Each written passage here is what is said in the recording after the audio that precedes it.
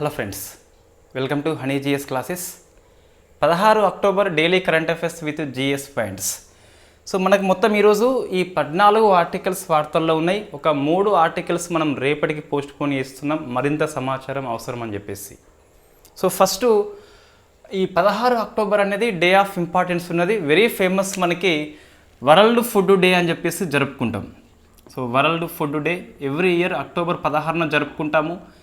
Theme ఏంటి 2023ది అంటే food is life. Water is life. So water is life and water is food. So water is food. No one leave behind. So leave no one behind అంటే ఎవరిని వదిలిపెట్టద్దు అని చెప్పేసి. అంటే నీరు అనేది జీవితము, నీరు అనేది ఆహారము, ఎవరిని వదిలిపెట్టవద్దు అని చెప్పేసి ఆహారం లోపల నీటి యొక్క ప్రాముఖ్యత చెప్పేందుకు ఈ వరల్డ్ ఫుడ్ డేన మనం థీమ్ తీసుకున్నాము. Water is life, water is food, leave no one behind అని చెప్పేసి థీమ్ తీసుకున్నాము. ఈ థీమ్ మనకి ఏం చెప్తుంది అంటే ఈ ఆహారం లోపల నీటి ప్రాముఖ్యత చెప్తుంది. సో మనిషికి ఎంత వాటర్ తాగాలి, చాలామందికి ఇది ఒక మిత్ లాగా ఉంటుంది. ఇంత వాటరు 8 to 9 గ్లాసెస్ అని చెప్పేసి 3 to 4 అని చెప్పేసి లీటర్స్ అని చెప్పేసి అనుకుంటాం. అట్లా కాదు. సో మన బాడీ వెయిట్కి 30 ml వాటర్ తాగాలి. సో మనం 70 kg ఉన్నట్లయితే ఇంటూ 30 ml, సో 2100 వస్తుంది. 2.100 ఈజ్ ఎనఫ్. జనరల్గా మనము ఇంకా ఫిజికల్ యాక్టివిటీ ఎక్కువ ఉన్నట్లయితే మరింత 1 లీటర్ ఎక్కువ తీసుకోవాలి, అది వేరే విషయం. కానీ జనరల్గా మనకి 30 ml అనేది 1 కిలోకి తీసుకోవాల్సిన అవసరం కనిపిస్తుంది నార్మల్ పీపుల్కి.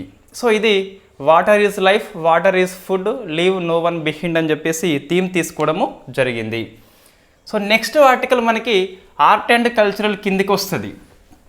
సో ఎవ్రీ ఇయర్ ఈ ministry of tribal affairs conduct చేస్తుంది ఆజాదీ కా అమృత్ మహోత్సవ్లో భాగంగా. దాని పేరు ఆది మహోత్సవ్ అని చెప్పేసి పిలుస్తాం. సో ఏంటి నేము ఆది మహోత్సవ్, ఒక కార్యక్రమం ఇది. మినిస్ట్రీ ఆఫ్ ట్రైబల్ అఫైర్స్ దీన్ని కండక్ట్ చేస్తుంది. సో దీని తరపున ఒక సంస్థ ఉన్నది కదా, ట్రైఫెడ్ అని చెప్పేసి. ఈ ట్రైఫెడ్ సంస్థ కండక్ట్ చేస్తుంది ఎవ్రీ ఇయర్. దీన్ని 2022లో మనము ఆజాదీ కా అమృత్ మహోత్సవ్లో భాగంగా వెరీ ఫస్ట్ టైం కండక్ట్ చేసుకున్నాం. తర్వాత ఇప్పుడు దీన్ని కంటిన్యూ చేస్తున్నాం మనము ఆది మహోత్సవ్ అని చెప్పేసి. మినిస్ట్రీ ఆఫ్ ట్రైబల్ అఫైర్స్ ఆధ్వర్యంలో పనిచేసే ట్రైఫెడ్ సంస్థ కండక్ట్ చేస్తుంది. దీన్ని ఈ సంవత్సరం మనకి జార్ఖండ్లోని జంషెడ్పూర్లో దీన్ని ఇన్ఫ్యాక్ట్ మనకి Arjun Munda, so tribal affairs minister జంషెడ్పూర్లో మనకి లాంచ్ చేయడం జరిగింది. సో మరి ఆది మహోత్సవ్లో ఏం చేస్తారు అంటే ఈ ట్రైబల్ పీపుల్ యొక్క కల్చరల్ని డెమాన్స్ట్రేట్ చేస్తారు, వాళ్ళ యొక్క ఆర్ట్ అండ్ కల్చరల్ని డెమాన్స్ట్రేట్ చేస్తారు. సో ఇది ఆది మహోత్సవ్ వచ్చేసి ట్రైబల్ పీపుల్ కోసం ఇది పనిచేస్తుంది. ట్రైబల్ అఫైర్స్ మినిస్ట్రీ కండక్ట్ చేస్తుంది ట్రైఫెడ్ ఆధ్వర్యంలో. రైట్, ఇక్కడ జంషెడ్పూర్లో మనకి ఈ సంవత్సరము అంటే అందరు ట్రైబల్ పీపుల్ అక్కడికి వెళ్ళి తమ యొక్క టాలెంట్ని వాళ్ళు చూపెట్టచ్చు. సో నెక్స్ట్ ఆర్టికల్ డిఫెన్స్ కిందికి వస్తుంది. అది జెరికో 3 అని చెప్పేసి మనకి వార్తల్లో ఉన్నది. వెరీ ఫేమస్ క్వశ్చన్ అండి. ఈ రష్యా ఉక్రెయిన్ వార్ కానీ మనకి ఇజ్రాయెల్ పాలస్తీనా వార్ కానీ ఏమన్నా క్షిపణులు వచ్చినట్లయితే మనం కంపల్సరీ డిస్కస్ చేయాలి. ఇది హిందూ పేపర్ బాగా వీటిని ఎక్స్ప్లెయిన్ చేస్తుంది ఇండియన్ ఎక్స్ప్రెస్ కంటే. సో జెరికో 3 ఏంటి అంటే మనకు ఇన్ఫ్యాక్ట్ ఇక్కడ నేను ఏం చెప్తున్నా, సైన్స్ అండ్ టెక్నాలజీ కోసం హిందూ బాగా పనిచేస్తుంది, ఇంటర్నేషనల్ రిలేషన్స్ అఫేర్స్ కోసం ఇండియన్ ఎక్స్ప్రెస్ బాగా పనికొస్తుంది, ఎకనామీ కోసం కూడా ఇండియన్ ఎక్స్ప్రెస్ బాగా పనికొస్తుంది.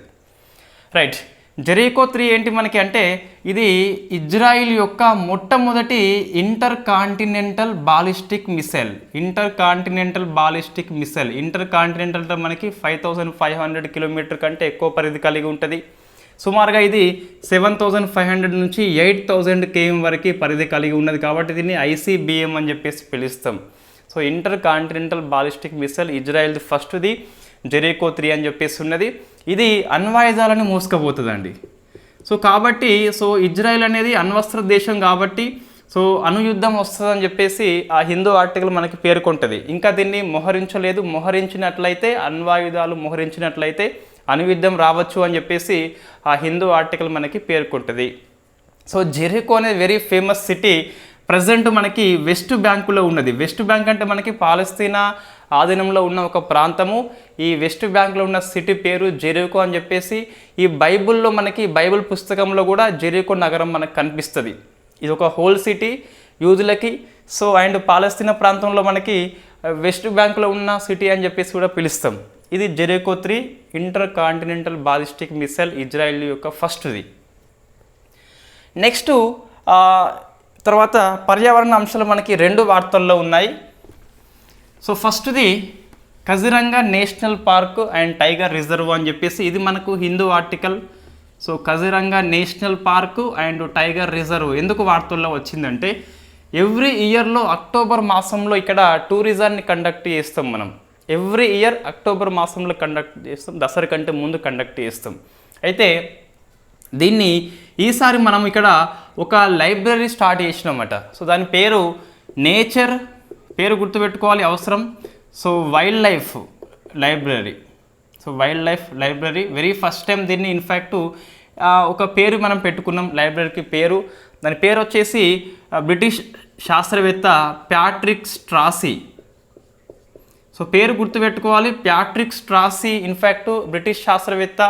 సో ఈ కజిరంగా నేషనల్ పార్క్ హోదా వచ్చేందుకు కృషి చేసిన 1950s లోపల. కాబట్టి ఈ లైబ్రరీకి మనము అతని గౌరవార్థము ప్యాట్రిక్ స్ట్రాసీ అని చెప్పేసి పేరు పెట్టుకున్నాం. సో ఇది మనకు వెరీ ఇంపార్టెంట్ ఇష్యూ. ఈ కజిరంగా పార్క్ మనం చూసినట్లయితే అస్సాంలో ఉంటుంది. ఇది యునిసెఫ్ యొక్క వరల్డ్ హెరిటేజ్ సైట్గా గుర్తించబడింది. తర్వాత ఇక్కడ ఒంటి కొమ్ము ఖడ్గమృగం అయితే వెరీ ఫేమస్.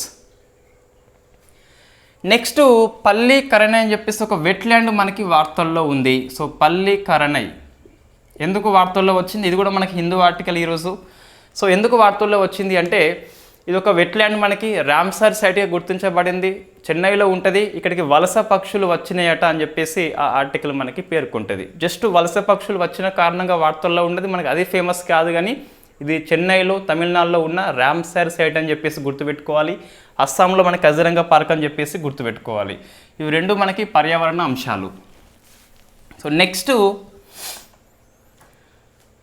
ఇంటర్నేషనల్ రిలేషన్స్లో భాగంగా మన ఎక్స్టర్నల్ అఫైర్స్ మినిస్టర్ జైశంకర్ గారు వియట్నాం వెళ్ళిండు. అందులో ఒక అప్డేట్ ఏంటి అంటే వియట్నాంలో మనకి రవీంద్రనాథ్ ఠాగూర్ యొక్క విగ్రహాన్ని ఇన్ఫ్యాక్ట్ మనకి ఆవిష్కరణ చేయడం జరిగింది. అది కూడా మనం గుర్తుపెట్టుకోవాలి వియట్నాం విషయంలో. మనం ఇంతకుముందు సో ఇది మీరు ఆన్సర్ చేయండి, మనం పొద్దున క్లాసు డిస్కస్ చేసినాం కదా. సో ఏ యుద్ధ నౌకని వియట్నాంకి ఇండియా బహుమతిగా ఇవ్వడం జరిగింది, అది మీరు ఆన్సర్ చేయండి. నెక్స్ట్ ఇంటర్నేషనల్ అఫైర్స్ అండి. సో హైతీ కంట్రీ అని చెప్పేసి ఒక కరేబియన్ దేశం, అక్కడ హింస వచ్చింది. సో ప్రభుత్వాన్ని పడగొట్టి ఇన్ఫ్యాక్ట్ ఆర్మీ అనేది అధికారం చేజిక్కుచుంది. సో ఆ విషయంలో మనకి హైతీలో ఈ శాంతి కోసం అని చెప్పేసి కెన్యా ఆధ్వర్యంలో ఒక విదేశీ భద్రతా మిషన్ని, సో విదేశీ భద్రతా మిషన్ని యుఎన్ సెక్యూరిటీ కౌన్సిల్ ఆమోదించింది అని చెప్పేసి ఆ ఆర్టికల్ మనకి పేర్కొంటుంది. ఇది ఇండియన్ ఎక్స్ప్రెస్లో వచ్చిన ఆర్టికల్. ఏంటి హైతీ కంట్రీ మనకి కరేబియన్ దీవులలో ఒక కంట్రీ అని చెప్పేసి పిలుస్తాం. ఇక్కడ అధికార ప్రభుత్వం అనేది సో వైదొలిగింది, సైనిక ప్రభుత్వం వచ్చింది. సైనిక ప్రభుత్వం ఇక్కడ శాంతి అనేది కండక్ట్ చేస్తలేదు కాబట్టి అశాంతి ఉంది. కాబట్టి శాంతి కోసం అని చెప్పేసి కెన్యా ఆధ్వర్యంలో విదేశీ భద్రతా మిషన్ని సెక్యూరిటీ కౌన్సిల్ ఆమోదించింది. మళ్ళీ చెప్తున్నా, ఈ మిషన్కి యుఎన్ఓ అనేది కండక్ట్ చేయదు. ఆమోదించింది కానీ యుఎన్ఓ కండక్ట్ చేయదు. కెన్యా అనేది స్వచ్ఛందంగా ముందుకొచ్చింది. సో అది మనం గుర్తుపెట్టుకోవాలి, ఇక్కడ కన్ఫ్యూజ్ కావద్దు. యుఎన్ఓ ఆధ్వర్యంలోని మిషన్ కాదు, సెక్యూరిటీ కౌన్సిల్ ఆమోదించింది కెన్యా అక్కడికి వెళ్ళేందుకు. కాకుంటే ఇది కెన్యా యొక్క స్వచ్ఛంద ఆపరేషన్ అని చెప్పేసి పిలుస్తాం. ఇక్కడ హైతీ కంట్రీ లోపల ఈ కెన్యా యొక్క ఆపరేషన్ అది. తర్వాత ఆస్ట్రేలియా యొక్క రాజ్యాంగం మనకి వార్తల్లో ఉన్నది. ఎందుకు వార్తల్లో వచ్చింది అంటే ఆస్ట్రేలియా యొక్క స్వదేశీ ప్రజలు, మూల ప్రజలు ఎవరని చెప్పేసి గుర్తించాలని, రాజ్యాంగ సవరణ చేయాలని ఇక్కడ మనం నేషనల్ రెఫరెండం కండక్ట్ చేస్తే ఆ నేషనల్ రెఫరెండం లోపల సో ఈ స్వదేశీ ప్రజల గుర్తింపు అవసరం లేదని చెప్పేసి ఆ తీర్మానం వచ్చింది. సో మనకు ఆస్ట్రేలియా రాజ్యాంగం విషయంలో ఏం గుర్తుపెట్టుకోవాలంటే రాజ్యాంగ సవరణ చేయాలి అంటే కంపల్సరీ రెఫరెండం నిర్వహించి సవరణ చేయాల్సి ఉంటుంది. సో రెఫరెండం దేని మీద మనకి స్వదేశీ ప్రజలు ఎవరు అని చెప్పేసి గుర్తించేందుకు అవసరమా లేదా అని చెప్పేసి రెఫరెండం కండక్ట్ చేస్తే 60%కి పైగా దాన్ని తిరస్కరణ చేయడం జరిగింది. కాబట్టి సో ఈ రాజ్యాంగంలో స్వదేశీ పీపుల్స్ యొక్క గుర్తింపు లేదని చెప్పేసి మనం చెప్పొచ్చు. ఆస్ట్రేలియా కాన్స్టిట్యూషన్ అమెండ్మెంట్ చేయాలంటే రెఫరెండం తప్పనిసరి. రెఫరెండం అనేది తిరస్కరించబడింది కాబట్టి స్వదేశీ ప్రజల గుర్తింపు అయితే ఇక మీదట ఉండదు అని చెప్పేసి ఆస్ట్రేలియా ప్రభుత్వం పేర్కొన్నది. నెక్స్ట్ గవర్నమెంట్ పాలసీ మనకు ఒకటి వార్తల్లో ఉన్నది. ఏంటి గవర్నమెంట్ పాలసీ అంటే సో నాగాలాండ్ లోపల ఫస్ట్ మెడికల్ కాలేజీని ఆరోగ్య శాఖ మంత్రి మన్సుఖ్ మాండవియా లాంచ్ చేసిండు. ఇది ఫస్ట్ మెడికల్ కాలేజీ అండి నాగాలాండ్ రాష్ట్రం లోపల.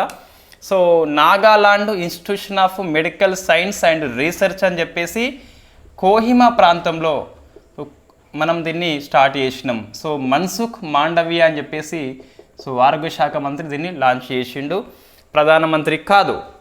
కాబట్టి మనకి ఇది ప్రారంభించారు అన్నప్పుడు ఎక్కువసార్లు ఆప్షన్లో పిఎం మోడీ కనిపిస్తుంది. పిఎం మోడీ కాదు, మనకి మన్సుఖ్ మాండవియా. సో ఇది నాగాలాండ్ రాష్ట్రంలోనే ఫస్ట్ మెడికల్ కాలేజీ అని చెప్పేసి పిలుస్తాం. తర్వాత ఒక 2 సమ్మిట్స్ మనకి వార్తల్లో ఉన్నాయి. సో ఫస్ట్ సమ్మిట్ వచ్చేసి ఇండియన్ స్పేస్ కాన్క్లేవ్ సమ్మిట్ పేరు ఇది. సో దీన్ని ఢిల్లీ అనేది హోస్ట్ చేసింది. సో మన సమ్మిట్లో కొన్ని ప్రాథమిక అంశాలు ఉంటాయి. ఎవరు హోస్ట్ చేసిండ్రు అంటే ఇన్ఫ్యాక్ట్ ఢిల్లీ హోస్ట్ చేసింది. ఎవరు నిర్వహణ చేసిండ్రు అంటే మనకి Indian space association and Indian national space promotion authorisation centre అని చెప్పేసి ఇన్స్పేస్ రెండు కలిపి సంయుక్తంగా ఇండియన్ స్పేస్ కాన్క్లేవ్ను ఢిల్లీలో కండక్ట్ చేసినాయి. థీమ్ ఏంటి మనకి అంటే సో భూమండల్ సే, ఇది హిందీ వర్డు. సో భూమండల్ సే బ్రాహ్మణ్ తక్ అంటే ఎర్త్ నుంచి విశ్వం వరకు మొత్తం అని చెప్పేసి థీమ్ తీసుకున్నాము. So earth to whole university అని చెప్పేసి ఎంటర్ యూనివర్సిటీ అని చెప్పేసి థీమ్ తీసుకున్నాము. సో ఎర్త్ నుంచి విశ్వవ్యాప్తం అని చెప్పేసి థీమ్ తీసుకోవడం జరిగింది. సో దీనికి గౌరవ అతిథి కంట్రీ అని చెప్పేసి ఉంటుంది. ప్రతి సమ్మిట్కి స్పేస్ కండక్ట్ చేస్తుంది ఇది. సో ఒక కంట్రీని గౌరవ దేశంగా పిలుస్తుంది. ఈసారి మనకు ఫ్రాన్స్ని పిలిచింది. సో ఇక్కడ ఫ్రాన్స్ దేశం మధ్య ఉన్న ఐఎస్ఏ మధ్య ఒప్పందం కూడా జరిగిందని చెప్పేసి ఆ ఆర్టికల్ మనకి పేర్కొంటుంది. సో ఇండియన్ స్పేస్ కాన్క్లేవ్ సమ్మిట్ని ఢిల్లీ హోస్ట్ చేసింది. ఎవరు కండక్ట్ అంటే Indian space association and InSpace కలిపి సంయుక్తంగా కండక్ట్ చేసిన. థీమ్ ఏంటి అంటే భూమండల్ సే బ్రాహ్మణ్ తక్, ఎర్త్ టు ఎంటైర్ యూనివర్స్ అని చెప్పేసి పిలుస్తాం. తర్వాత వరల్డ్ హెల్త్ సమ్మిట్ మనకి బెర్లిన్లో జరిగింది డిజిటల్ మూడ్లో, అది మనకి వార్తల్లో ఉన్నది. సో వరల్డ్ హెల్త్ సమ్మిట్ ఇవన్నీ ఫ్యాక్ట్ బిట్స్ అండి. సో వరల్డ్ హెల్త్ సమ్మిట్ ఇక్కడ మనకి బెర్లిన్లో జరిగింది, జర్మనీలో ఉంటుంది. ఇన్ఫ్యాక్ట్ ఇది డిజిటల్ మోడ్లో జరిగింది. థీమ్ ఏంటి అంటే a defining year. So a defining year for global health action. So global health action కోసము ఈ 2023 అనేది డిఫైనింగ్ ఇయర్ అని చెప్పేసి థీమ్ తీసుకోవడం జరిగింది. సో ఇది డిజిటల్ ఫామ్ కాబట్టి మన నుంచి ఇండియా నుంచి ఎవరు అక్కడ వెళ్ళలేదు. నెక్స్ట్ పర్సన్స్ ఇన్ న్యూస్ అని చెప్పేసి ఎంఎస్ గిల్ మరణించినాడు. సో వెరీ ఫేమస్ వ్యక్తి, చీఫ్ ఎలక్షన్ కమిషనర్గా ఇంతకుముందు పనిచేసిండు. 1996 నుంచి ఇన్ఫ్యాక్ట్ 2001 వరకు పనిచేసిండు చీఫ్ ఎలక్షన్ కమిషనర్గా. వాస్తవంగా ఫస్ట్ టిఎన్ శేషన్ ప్రధాన ఎన్నికల కమిషనర్గా ఉన్నప్పుడు ఇతను ఎన్నికల కమిషనర్గా ఉండే, వాళ్ళిద్దరి మధ్యన పడకపోయేది. ఎందుకంటే ఎన్నికల సంఘం నిర్ణయాలు కాంగ్రెస్ పార్టీకి లీక్ చేస్తుందని చెప్పేసి ఒక అపవాదం ఉండే ఎంఎస్ గిల్ మీద. తర్వాత ఏమైంది మనకి సిఈసి పదవి విరమణ అనంతరము ఫస్ట్ ఈ ఇన్ఫ్యాక్ట్ టిఎన్ శేషన్ సిఈసి ఉండే వెరీ ఫేమస్ ఎన్నికల సంస్కరణల ఆద్యుడు అని చెప్పేసి పిలుస్తాం టిఎన్ శేషన్ని. సో ఈయన సిఈసి ఉన్నప్పుడు ఎలక్షన్ కమిషనర్గా మన ఎంఎస్ గిల్ పనిచేసిండు. సో ఈ ఎన్నికల సంఘం మీటింగ్ పెట్టుకొని ఏమో నిర్ణయాలు తీసుకున్నప్పుడు సో ఈ ఎంఎస్ గిల్ వెళ్ళి కాంగ్రెస్ పార్టీకి అన్నీ లీక్ చేస్తుండట, ఒక అపవాదం మనకు కనిపిస్తుంది. రైట్. తర్వాత ఎంఎస్ గిల్ ఎలక్షన్ కమిషనర్గా, చీఫ్ ఎలక్షన్ కమిషనర్ అపాయింట్మెంట్ అయ్యిండు. ఈ పదవి విరమణ అనంతరము రాజ్యసభకి ఎంపీగా సెలెక్ట్ అయ్యిండు. సో కాంగ్రెస్ పార్టీలో చేరి రాజ్యసభకి ఎంపీగా అయిపోయాడు. సో ఇది వెరీ ఫేమస్ క్వశ్చన్. సిఈసిగా పదవి విరమణ అనంతరము ఫస్ట్ రాజకీయ రంగ ప్రవేశం చేసింది ఎవరు అంటే ఎంఎస్ గిల్ అని చెప్పేసి మనం చెప్పొచ్చు. సో 2008లో యూపీఏ ప్రభుత్వం లోపల స్పోర్ట్స్ మినిస్ట్రీగా ఇతను పనిచేసిండు. స్పోర్ట్స్ అండ్ యూత్ అఫేర్స్ మినిస్ట్రీగా పనిచేసిండు. అదేవిధంగా 2000 ప్రాంతంలో మనకి ఇతనికి పద్మ విభూషణ్ బిరుదు వచ్చింది. సో పద్మ విభూషణ్ అని చెప్పేసి వచ్చింది. ఎంత మనం గుర్తుపెట్టుకోవాలన్నా కంపల్సరీ అవసరము. చీఫ్ ఎలక్షన్ కమిషనర్ పదవి విరమణ అనంతరము రాజకీయ రంగము ప్రవేశం చేసిన ఫస్ట్ వ్యక్తి ఎంఎస్ గిల్ అని చెప్పేసి మనం చెప్పొచ్చు. సో స్పోర్ట్స్ మినిస్ట్రీగా పనిచేసిండు యూపీఏ ప్రభుత్వం ఆధ్వర్యంలో.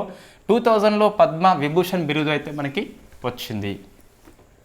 నెక్స్ట్ స్పోర్ట్స్ ఈ రెండు మనకి వార్తల్లో ఉన్నాయి. ఒక వ్యక్తి రౌనకు, మహారాష్ట్ర ఇతంది సాధ్వాని అని చెప్పేసి ఒక రికార్డు సృష్టించిండు. So FIDE chess under twenty world cup అని చెప్పేసి ఉన్నది మనకు.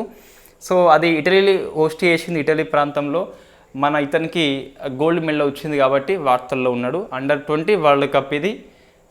రౌనక్ సాధ్వాని ఫ్రమ్ మహారాష్ట్ర అని చెప్పేసి పిలుస్తాం. నెక్స్ట్ మన పిఎం మోడీ ప్రసంగం ఒకటి కనిపిస్తుంది. సో దాని ప్రకారం చూస్తే 2029 యూత్ ఒలింపిక్స్ 2036లో సమ్మర్ ఒలింపిక్స్కి ఇండియా అనేది బిడ్ చేస్తుందని చెప్పేసి, అంటే మనకు పోటీ పడుతుందని చెప్పేసి మన ప్రధాని ప్రసంగం మనకి పేర్కొంటుంది. ఇవి అక్టోబర్ 16 కరెంట్ అఫైర్స్ అండి. ఒక 3 అంశాలు మనం రేపటికి పోస్ట్ పోన్ చేస్తున్నాం, సమాచారం మరింత అవసరం అని చెప్పేసి. సో ఫస్ట్ చూసినట్లయితే ఏమున్నది, ఫుడ్ డే అని చెప్పేసి ఉన్నది. థీమ్ ఏంటి, water is life, water is food, no one behind అని చెప్పేసి, లీవ్ అని చెప్పేసి ఉంది, ఎవరిని వదిలిపెట్టవద్దని చెప్పేసి ఉంది. ఆది మహోత్సవ్ అనేది ఎవ్రీ ఇయర్ మనకి ఆజాద్ కా అమృత్ మహోత్సవ్లో భాగంగా మినిస్ట్రీ ఆఫ్ ట్రైబల్ అఫేర్స్ ఆధ్వర్యంలో ట్రైఫెడ్ కండక్ట్ చేస్తుంది. ఈ ఇయర్ జార్ఖండ్లో ఉన్న జంషెడ్పూర్లో అర్జున్ ముండా స్టార్ట్ చేసిండు. జెరికో 3 వచ్చేసి ఇజ్రాయెల్ యొక్క మొట్టమొదటి inter continental ballistic missile. Kaziranga park ఎందుకు వార్తల్లో వచ్చింది అంటే టూరిజం కోసం ఓపెన్ చేసినాం, ఎవ్రీ అక్టోబర్లో ఓపెన్ చేస్తాం. ఈసారి మనకి ప్యాట్రిక్ స్ట్రాసీ అని చెప్పేసి నేచర్ అండ్ వైల్డ్ లైఫ్ లైబ్రరీని అక్కడ మనం ఏర్పాటు చేసుకున్నాము. It is the world heritage site అని చెప్పేసి డిస్కస్ చేసినాం. నెక్స్ట్ పల్లీకరణై ఒక వెట్ ల్యాండ్, అది రామ్సర్ సైట్గా మనం గుర్తించినాం. ఫ్రమ్ చెన్నై అని చెప్పేసి గుర్తుపెట్టుకోవాలి. వలస పక్షులు వచ్చినాయి కాబట్టి వార్తల్లో వచ్చింది. వియట్నాం దేశంలో ఎక్స్టర్నల్ అఫేర్స్ మినిస్ట్రీ జైశంకర్ గారు ఈ ఠాగూర్ విగ్రహాన్ని ఆవిష్కరణ చేయడం జరిగింది. నెక్స్ట్ హైతీ కంట్రీ లోపల అశాంతి ఉంది కాబట్టి శాంతి కోసం అని చెప్పేసి కెన్యా ఆధ్వర్యంలో విదేశీ భద్రతా మిషన్ని యుఎన్ సెక్యూరిటీ కౌన్సిల్ ఆమోదించింది. అయినప్పటికీ యుఎన్ఓ ఆధ్వర్యంలో పనిచేయదు. కెన్యా ఇండిపెండెంట్గా వచ్చింది, స్వచ్ఛందంగా ముందుకు వచ్చింది. ఆస్ట్రేలియాలో రాజ్యాంగ సవరణ కోసం రిఫరెండం చేపడితే రిఫరెండం అనేది తిరస్కరించబడింది. 60% పీపుల్స్ తిరస్కరణ చేసిండ్రు. రిఫరెండం ఎందుకోసం అంటే స్వదేశీ పీపుల్స్ ఎవరని చెప్పేసి గుర్తించేందుకు రిఫరెండం చేయడం జరిగింది. నెక్స్ట్ కోహిమా లోపల Nagaland institution of medical science and research అని చెప్పేసి first medical college Mansukh Mandaviya open చేసిండు. నెక్స్ట్ 2 సమ్మిట్స్ మనకి వార్తల్లో ఉన్నాయి. ఒకటి ఇండియన్ స్పేస్ కాన్క్లేవ్ అని చెప్పేసి ఢిల్లీ అనేది హోస్ట్ చేసింది. Indian space association in space అని చెప్పేసి 2 కలిపి సంయుక్తంగా హోస్ట్ చేసినాయి. థీమ్ ఏంటి మనకి అంటే భూమండల్ సే బ్రాహ్మణ్ తక్ అని చెప్పేసి తీసుకున్నాం. వరల్డ్ హెల్త్ సమ్మిట్ బెర్లిన్లో డిజిటల్ మోడ్లో జరిగింది. థీమ్ ఏంటి మనకి అంటే a defining year for global health action అని చెప్పేసి తీసుకున్నాం. ఫిడే చెస్ అండర్-20 వరల్డ్ ఛాంపియన్షిప్ని మన రౌనక్ సాధ్వాని ఫ్రమ్ మహారాష్ట్ర గెలుచుకున్నాడు. ఎంఎస్ గిల్ సిఈసిగా పనిచేసిండు, రాజకీయ రంగ ప్రవేశం చేసిన ఫస్ట్ వ్యక్తి అని చెప్పేసి క్రీడా మినిస్ట్రీగా పనిచేసిండు. 2000 ప్రాంతంలో మనకి పద్మ విభూషణ్ బిరుదు వచ్చింది. Next youth Olympics and summer ఒలింపిక్స్కి ఇండియా బిడ్ దాఖలు చేస్తా అని చెప్పేసి మనం మోడీ గారు చెప్పడం జరిగింది. Thank you very much. ఇది అక్టోబర్ 16 కరెంట్ అఫైర్స్. రేపు మనకి సైన్స్ అండ్ టెక్నాలజీ, అదర్స్లో వ్యాధులు, వ్యాక్సిన్స్, ఆవిష్కరణలు, ఐఐటీస్ అని చెప్పేసి అదొకటే క్లాస్ ఉంటుంది. నెక్స్ట్ అక్టోబర్ 17 కరెంట్ అఫైర్స్ ఉంటుంది. Thank you very much.